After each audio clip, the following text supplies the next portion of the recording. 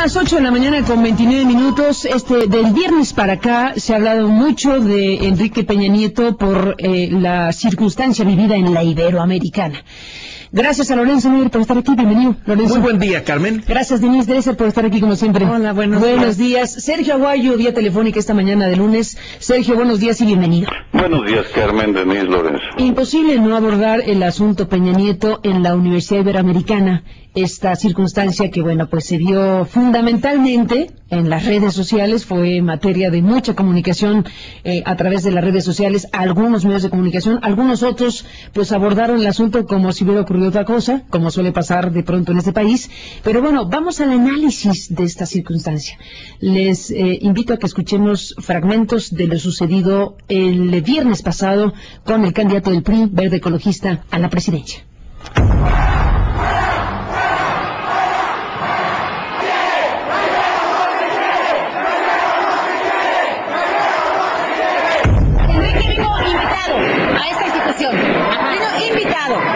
Nosotros no pedimos venir, por lo tanto, creo que merecemos respeto, nada más.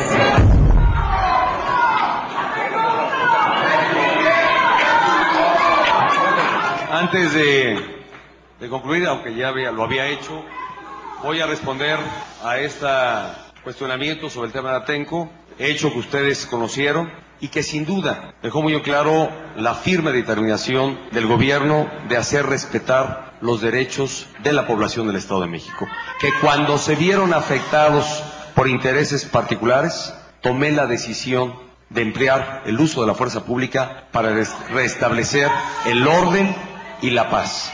Y que en el tema, lamentablemente, hubo incidentes que fueron debidamente sancionados. Fue una acción determinada, que asumo personalmente, para restablecer el orden y la paz en el legítimo derecho que tiene el Estado mexicano de hacer uso de la fuerza pública, como además, debo decirlo, fue validado por la Suprema Corte de Justicia de la Nación. Muchas gracias. Candidato, ¿qué opina de estas expresiones, candidato? No son genuinas todas, ¿eh? No son genuinas. Se respeta el espacio libre de la universidad. Total y absolutamente responsable. Peña Nieto en la Ibero, Lorenzo Meyer. ¿Cómo viste?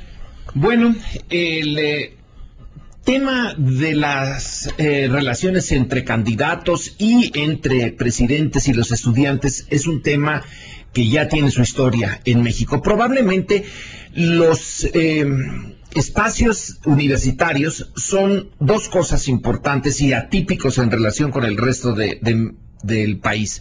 En primer lugar, son zonas relativamente libres. En segundo lugar, hay una concentración de interés político, de ideas, que no es lo normal en otras partes, porque aquí los estudiantes, entre otras cosas, se deben de poner más en contacto con el mundo de la política interno y externo. Tienen un punto de referencia en el mundo más allá de México. Están, por tanto, desde hace mucho tiempo, más libres y menos controlados. Menos controlados que otros espacios cuando los candidatos van, por ejemplo, a un sindicato, cuando van con unos empresarios, cuando van con los obispos y la iglesia, etcétera. Esos son jóvenes que todavía no entran al mundo de los compromisos, que tienen educación, que son libres y que pertenecen a unas clases sociales que no se sienten particularmente inhibidos porque puedan perder el trabajo, porque sus padres puedan ser corridos, etcétera. Entonces tienen ese enorme espacio de libertad que hace que los candidatos se arriesguen cuando van. Pero es también muy interesante porque todo el acartonamiento que vimos, por ejemplo, en el debate no puede estar aquí. Cuando tratan de pasarles preguntas, bueno, más bien, cuando ellos, los candidatos, intentan controlar las preguntas y medio tener previsto qué es lo que van a enfrentar y a responder, eso se les va Y en el caso de la Ibero, bueno, pues es casi lo predecible. Si intentan ir a la UNAM, me gustaría también ver qué pasa allí, sobre todo a sitios no tan controlables. Vuelvo a insistir, por ejemplo, la Facultad de Derecho es una cosa, Ciencias Políticas es otra cosa. Y si fueran, encontrarían un desafío bien interesante. No son los únicos. En Estados Unidos también se dan estos encuentros entre estudiantes y candidatos o presidentes y salen cosas que no eran, no estaban previsibles. Pero eso hace el encuentro muy vivo, muy interesante. Y en el caso de la Ibero, una universidad privada de clase media del Distrito Federal, no es el México común, promedio, pero eso lo hace más interesante. Entonces, el enfrentamiento ahí, dejemos a Peña Nieto, entre cualquier candidato, es seguro que lo van a poner en aprietos. A ver qué tal sale. Y lo de Peña Nieto, a veces puede uno pensar que fue demasiada confianza de él para ir tan a gusto sin haberse preparado para cosas como Atenco. Claro que Atenco va a salir. Después de todo, ¿cuál fue el origen de Atenco? El origen de Atenco fue querer hacer un aeropuerto para intereses empresariales más o menos claros, sin pedirle permiso a los dueños del terreno. Allí viene el problema, es muy viejo. Y en Atenco, si hubiera leído un poquito del siglo XIX, del entorno, en donde también está el Estado de México, donde está Texcoco, por ejemplo, ahí se encontraría con que hubo un montón de choques de los pobladores con el gobierno. Bueno, lo de Fox, que fue Atenco, es nada más un incidente en una historia larga que viene por lo menos del siglo XIX. Y la respuesta que dan los de la Ibero es decir, ahí asumo la responsabilidad, hay que mantener el orden, pero el orden, si sus policías se portaron como bestias, no hubo un estudiante muerto ahí de que le dieron una granada de gas lacrimógeno en la cabeza, no hubo toda la abusos sexuales, una policía incontrolada. Entonces, ¿cómo que mantener el orden? Está como el gobierno federal ahora que se pone a resolver el problema del crimen organizado con instituciones que no pueden con ese tema. El caso de Atenco es muy complejo porque refleja una forma de hacer política en México que tiene que al final tiene el problema del país, que no, la clase política que no puede con sus propias instituciones. Eso se le iban a pedir allí cuentas, le iban a pedir cuentas de sus relaciones con Moreira, de sus relaciones con el grupo Atlacomulco, de todo esto, que es una gran cola que tienen los priistas. Bueno, pues, tenía que haberlo pensado, y parece que lo tomaron por sorpresa. Denise Dresser. Yo he visto con preocupación un clima de condena a los estudiantes por la supuesta intolerancia que manifestaron en la Universidad Iberoamericana, y también he visto cómo se ha manipulado la información, la cobertura del evento, que fue cercenada por las televisoras y por otros medios electrónicos, o se pintó como una expresión, insisto, de intolerancia, cuando a mí me parece que fue mucho más una manifestación del espíritu crítico que deberíamos aplaudir en los ámbitos universitarios.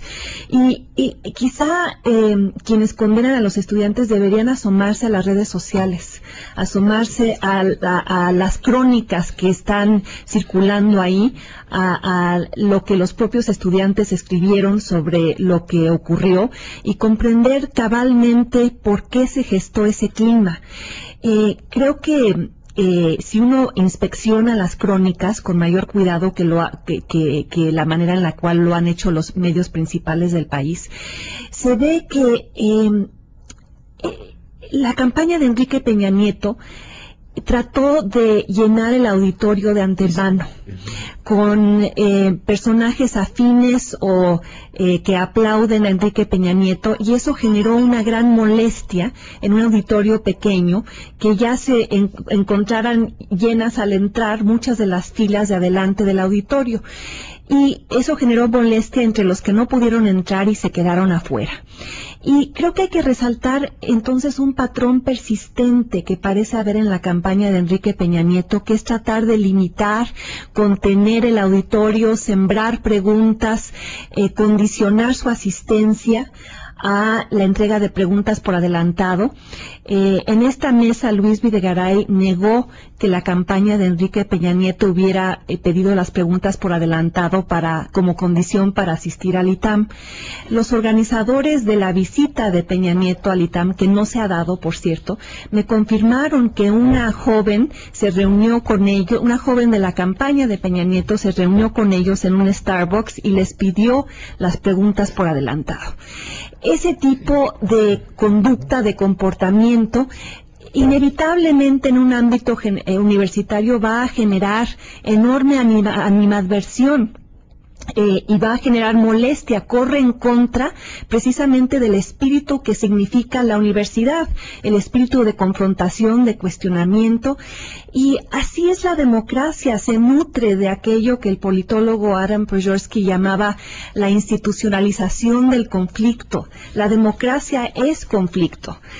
Hoy en el periódico Reforma, Jesús Silva Herzog Márquez tiene un magnífico artículo sobre cómo aquello que ocurrió en la Iberoamericana es lo que debemos esperar de la democracia. Simplemente no estamos acostumbrados a ella. Aquellos que exigen que la democracia sea un juego de hombres con guantes blancos sentados en la mesa tendiéndose la mano, creo que no entienden cómo funciona, no entienden la espontaneidad, no entienden el derecho a la crítica, no entienden que incluso los gritos forman parte del argumento democrático. ¿Qué esperaba Enrique Peña Nieto? Así como lo ha dicho Lorenzo Meyer, pues en una universidad con estudiantes informados, politizados, pues claro que iban a salir los cuestionamientos en torno a su relación con Carlos Salinas, la corrupción que lo persigue con respecto al asunto de Arturo Montiel, la represión en el caso de Atenco, que por cierto, la respuesta de Enrique Peña Nieto aludiendo al uso legítimo de la fuerza contribuyó a calentar aún más los ánimos, porque es una respuesta absolutamente parcial que además no refleja lo que la Suprema Corte en su momento dijo sobre el caso de Atenco, donde aludió a la represión, a la violación de derechos humanos, a la violación de mujeres, a incluso el asesinato de un joven estudiante. Cualquier cosa menos el uso legítimo de la fuerza. Exactamente. Ahí está el veredicto de la Suprema Corte en el caso de Atenco, que dista mucho de ser aquello que Enrique Peña Nieto citó en la Ibero. Entonces, creo que ojalá haya sido una buena lección para el candidato burbuja, para el niño burbuja, acostumbrado a la pleitesía, acostumbrado a los auditorios sembrados, acostumbrado a los gritos de mujeres que en los mítines de campaña lo ovacionan y dicen: Peña Nieto, bombón, te quiero en mi colchón. O sea, creo que aquí lo que ocurrió en la Ibero evidencia un país que empieza a despertar, un país que, así como en México se aplaudió la actitud de los jóvenes en Egipto, en Libia, en Túnez, bueno, pues esto es similar e igualmente incontrolable. Quizá los estudiantes llegaron a un exceso con el grito de fuera, fuera, pero el hecho es que ya le habían permitido hablar, ya habían pasado sus 40 minutos de exposición de su propia posición. No es cierto que Enrique Peña Nieto se le haya negado el debate.